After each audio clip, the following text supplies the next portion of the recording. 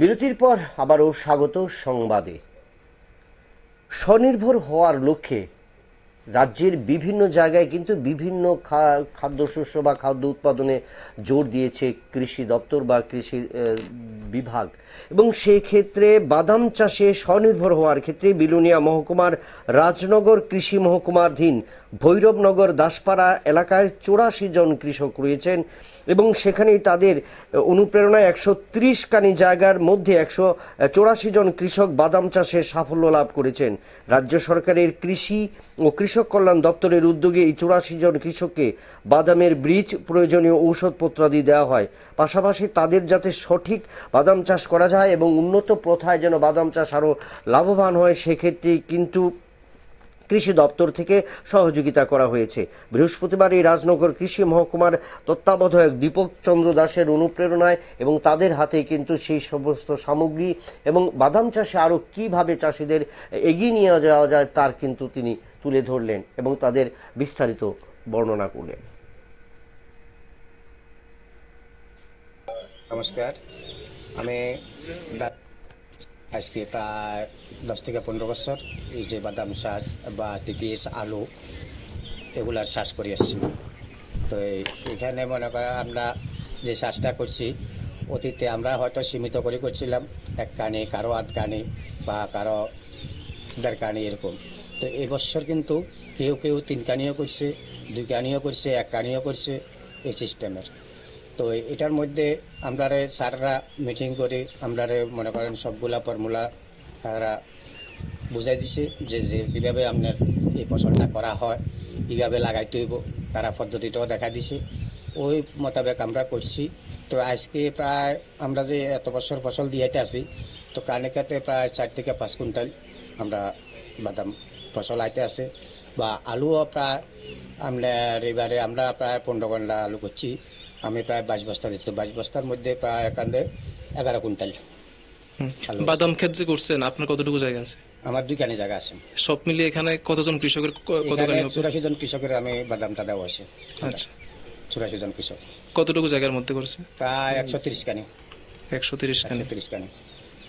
তো আপনি কত বছর ধরে করেন? আমি প্রায় 10 বছর পর্যন্ত এই বাদাম চাষটা করতে আছি। এর মধ্যে কৃষি দপ্তর থেকে কেমন সুযোগ সুবিধা পেয়েছেন? কৃষি দপ্তর থেকে আমরা এই বাদামের সার ওষুধগুলো দিতে আছে, আর বীজটা দিতে আছে, এটাই। আর বাকিগুলো আমরা নিজেরা। এর থেকে আর্থিকভাবে স্বাবলম্বী হয়েছেন আপনি? না, এটার থেকে আমরা তো অনেক স্বাবলম্বী, অনেক উন্নত। তো আমরা চাই আরো ভবিষ্যতেও আমরা। ফলন এবছর ফলন কেমন হয়েছে? না, ফলন অতীত থেকে এবছর অনেক বেশি হয়েছে, আশা করি। বেশি হয়েছে, একটু হয়েছে, মানে খরানে একটু গেছে, এত বেশি এফেক্ট আসছে না, তবে কিন্তু আপনার অন্যান্য বছর থেকে ভালো হয়েছে। হ্যাঁ। কানি খেতে কেমন কেমন আসে? কানের খেতে প্রায় আপনার 4 থেকে 5 কুইন্টাল। 4 থেকে 5 কুইন্টাল। বাজারে কেমন চাহিদা রয়েছে? বাজারে চাহিদা তো আপনার সরকার তো আমরা থেকে কিনে নিতে আছে 160 টাকার দর অতীতে। তো বাজ থেকে আবার আমার ওই 94 টাকা করে দিছে, 10 টাকা দিছে না। এটা রাজ্য সরকারের ছিল, তো রাজ্য সরকারের এটা আমরা দিচ্ছে না, এই পয়সাটা 10 টাকা।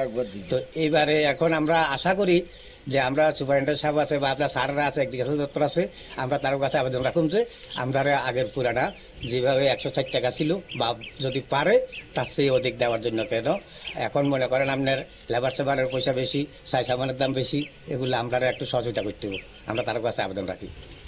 আপনার নাম? আমার নাম নিত্যলাল দাস। এই জায়গাটার নাম কি কইছিল? এই জায়গাটার নাম হচ্ছে আপনার ভৈরবনগর দাসপাড়া। নমস্কার, আমার নাম দীপক চন্দ্র দাস, আমি আছি রাজনগর। আমি মার্চের 1 তারিখ 2024 রাজনগরের চার্জ লই। এরপর থেকে আমি যখন মাঠে আই এই যে জায়গার মধ্যে, হওয়ার পরে দেখলাম যে এখানকার কৃষকেরা একটু বাদাম চাষে উৎসাহী। তারা কেউ 1 কানি 1.5 কানি করে বাদাম চাষ করতো। তো আমরা এখানে আরজিবি মিটিং করতে এসেছিলাম, তখন তাদের সঙ্গে আলোচনা ক্রমে যে অন্যান্য বাদামও ছিল আমাদের এই যে গত রবিকুন্দে, তো বাদাম তারা চাষ করত। তো আমি তাদেরকে কইলাম যে আপনারা আরজিবিতে বাদাম চাষ করেন, এখানে আমরা আপনারা থেকে কিনে নেব। এরপর তার লগে আমরা অনেকবার মিটিং টিটিং করলাম, করার পরে এরপরে তারা সবাই রাজি হইল যে বাদাম চাষ করব এবং তাদেরকে আমরা নিয়মিত আয়া অনেক প্রশিক্ষণ দিলাম কিভাবে চাষ করতে হইব, যে আগে তাদের ফলন যদি 60 কুইন্টাল হইতে এবার 5 থেকে 6 কুইন্টাল হইব আশা রাখি। তো ওই মোতাবেক তারা আমাদের সঙ্গে সহযোগিতা করছে, করার পরে আমরা এখানে টোটাল প্রায় 130-32 কানের মতো বাদাম চাষ করছি।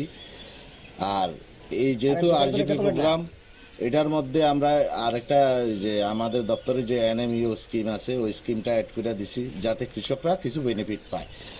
এত করে কৃষকরাও খুশি, আমরাও খুশি যে আমরা কৃষকের জন্য কাজ করি।